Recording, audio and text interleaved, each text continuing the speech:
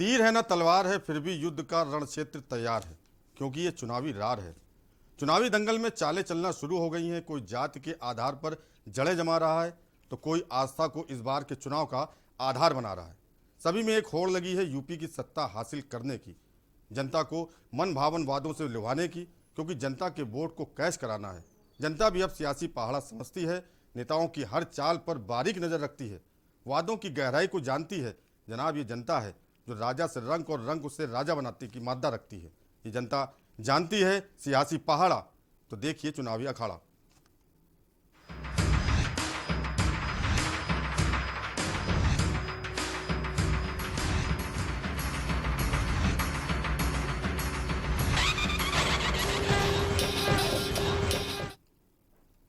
नमस्कार, चुनावी अखाड़ा में आपका स्वागत है। मैं हूं प्रबुद्ध चौहान।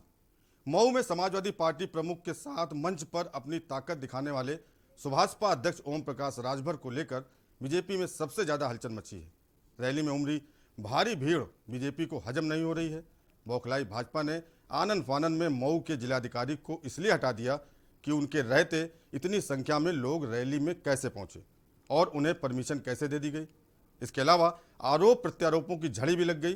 बीजेपी ने राजभर समाज के अपने और मंत्री विधायकों को राजभर का जवाब देने के लिए अखाड़े में उतार दिया। फिर क्या था, कैबिनेट मंत्री ने न केवल ओपी राजभर की बखिया उधेड़ी, बल्कि सपा पार्टी को माफिया का अड्डा तक बता दिया। वहीं दूसरी ओर मऊ जिले के ही घोसी विधानसभा से बीजेपी विधायक विजय राजभर भी जहर उगलने से नहीं चुके। इसी उठापटक और सियासी गर्मागर्मी पर आपको दिखाते हैं खास रिपोर्ट।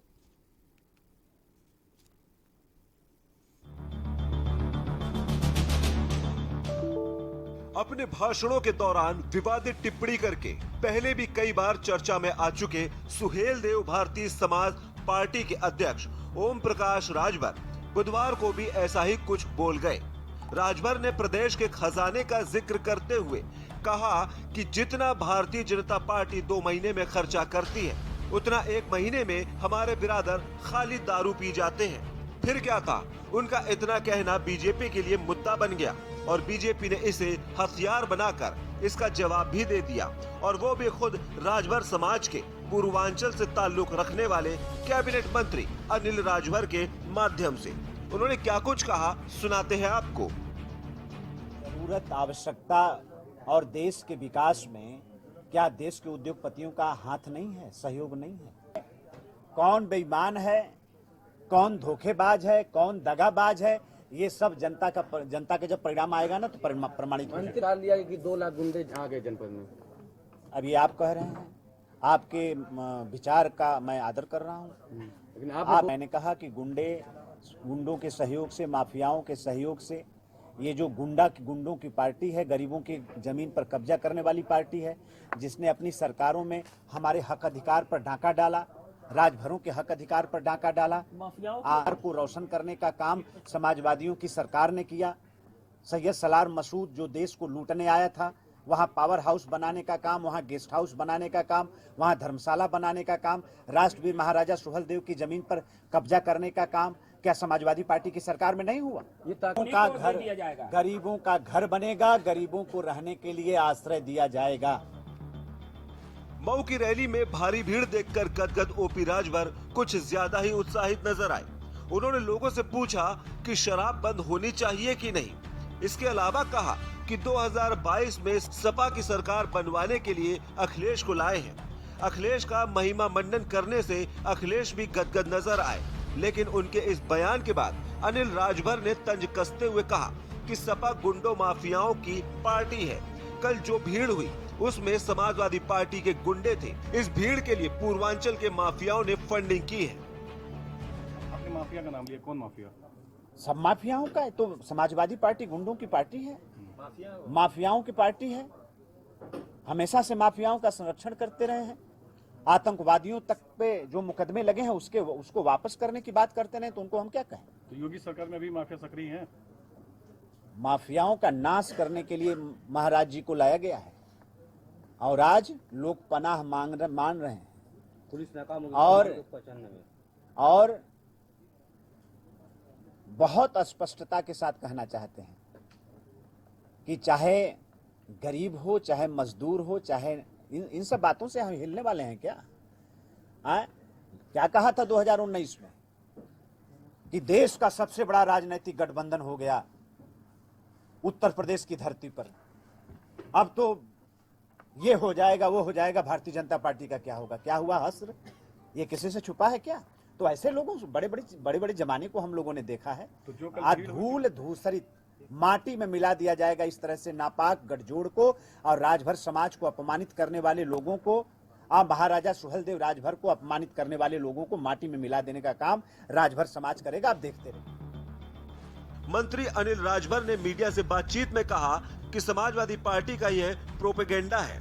एक समाज को धोखा देने वाले ओम प्रकाश को मैंने सिलेक्शन डेस्क के न्यूज इंडिया।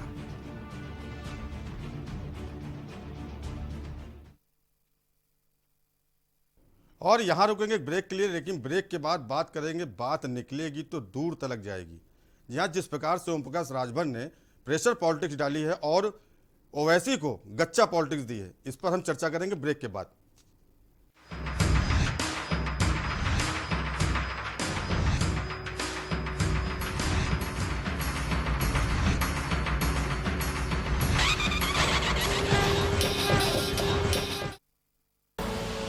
आप देख रहे हैं के न्यूज, खबरों का सारथी।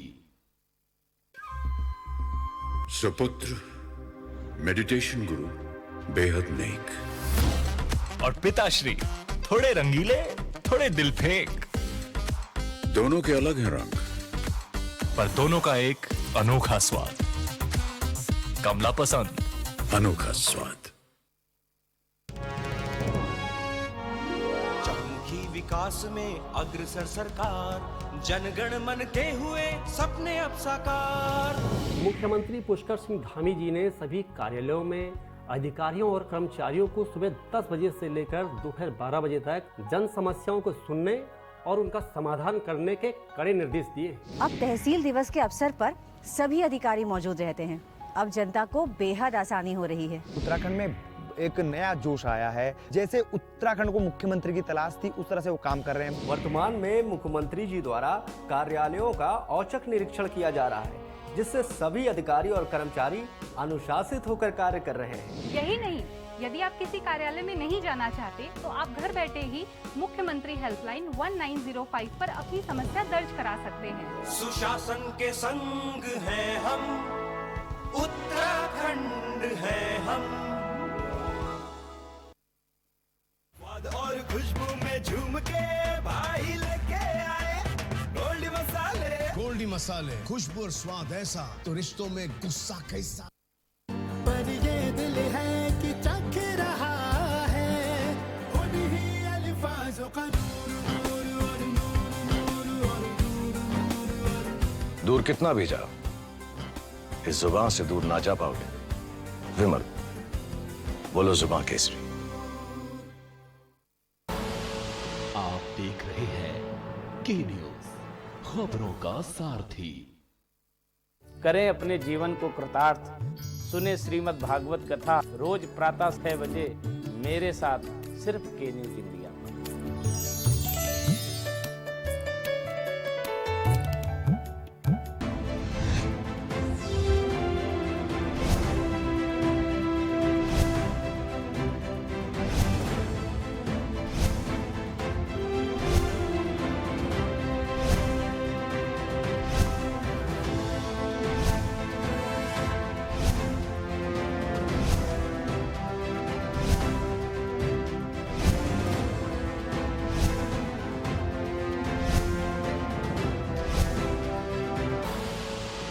देख रहे हैं के न्यूज, खबरों का सारथी।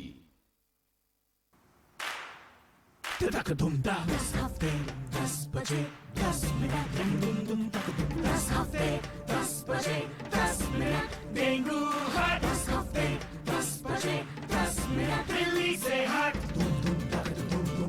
इस बार भी पानी जमा न होने देंगे। होगा तो उड़ेल देंगे, बदल देंगे, तेल डाल देंगे। Know if no but. 10 हफ्ते 10 बजे 10 मिनट, डेंगू हट 10 हफ्ते 10 बजे 10 मिनट, दिल्ली से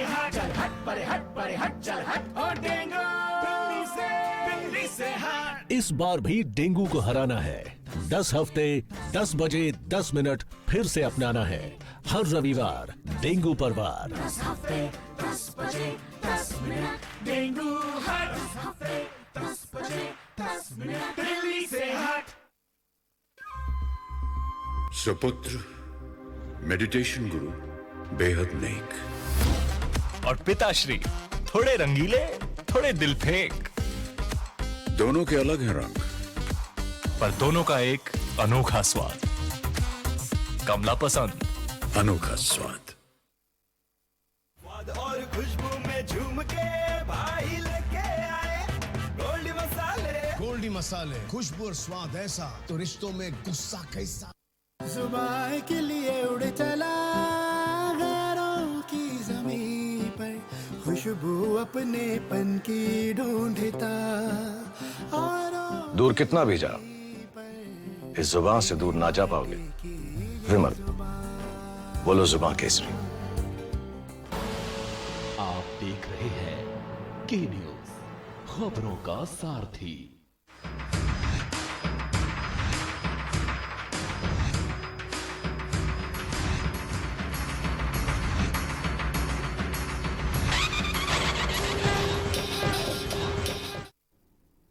बात निकलेगी तो दूर तलक जाएगी। जी हां, जिस तरह से ओम प्रकाश राजभर ने अखिलेश के ऊपर प्रेशर पॉलिटिक्स बनाकर सपा से गठबंधन किया, ठीक उसी तरह प्रेशर पॉलिटिक्स का इस्तेमाल ओवैसी के ऊपर भी किया और ओवैसी का साथ छोड़कर समाजवादी पार्टी के पाले में चले गए और ओवैसी हो गए अकेले। आइए चलते हैं इलेक्शन रूम में, जहां जानते हैं अपने सहयोगी अक्षया से आखिर कैसे राजभर ने ओवैसी को गच्चा दिया।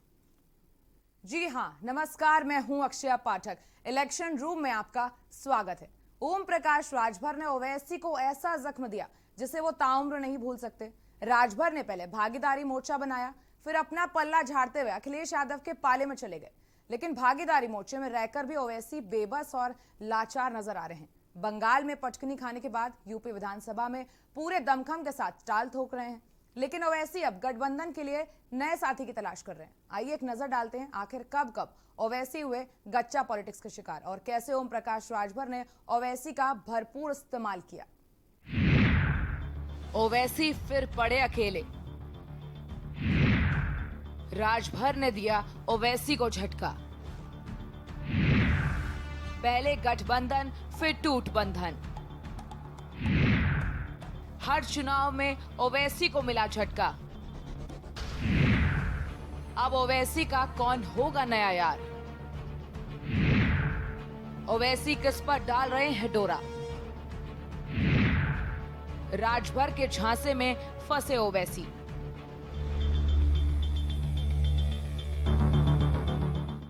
तो अभी तक आपने देखा राजभर की प्रेशर पॉलिटिक्स का गेम, कैसे किस दल को अपने पाले में करके अपनी राजनीति चमकाते हैं कि मैं सत्ता का लालची नहीं हूँ और ना ही मोदी योगी की चप्पल उठाता हूँ। जरा आप भी सुनिए। सामाजिक न्याय समिति की रिपोर्ट लागू कराने के लिए मंत्री पद से इस्तीफा देकर योगी और मोदी को बता दिया कि देखो ये समाज की लड़ाई लड़ने नेता निकला है, तेरी गुलामी 420 करने नहीं, तेरा जूता पालिश करने नहीं। ये पिछड़े समाज के नेता जितने भी भारतीय जनता पार्टी में हैं, ये सब के सब लोडर हैं। ये योगी मोदी का जूता पालिश करते हैं। समाजवादी पार्टी के नेता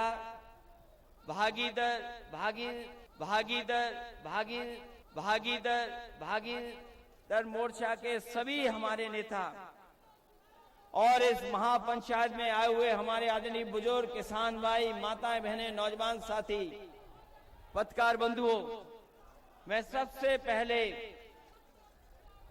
सुहेलदेव भारतीय समाज पार्टी को बधाई देना चाहता हूं। राजभर के इस्तीफे के बाद उसी दल के अनिल राजभर को प्रमोशन दिया गया और उन्हें कैबिनेट मंत्री बना दिया गया। अब राजभर की कितनी अच्छी इमेज है, इसका उदाहरण भी उन्हीं के विधायकों ने दिखा दिया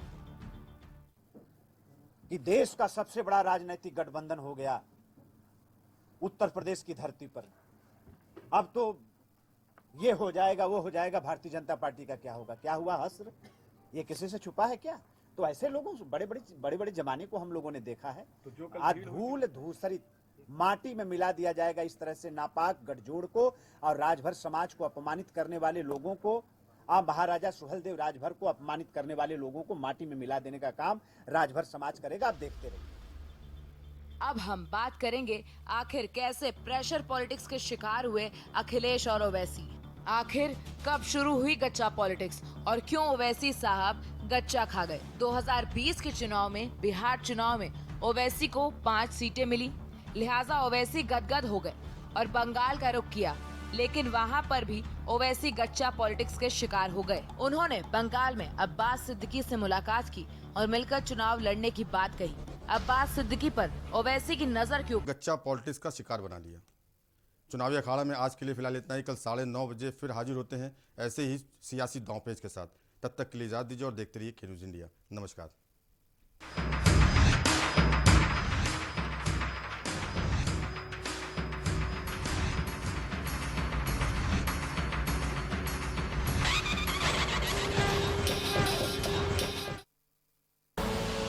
आप देख रहे हैं के न्यूज़, खबरों का सारथी।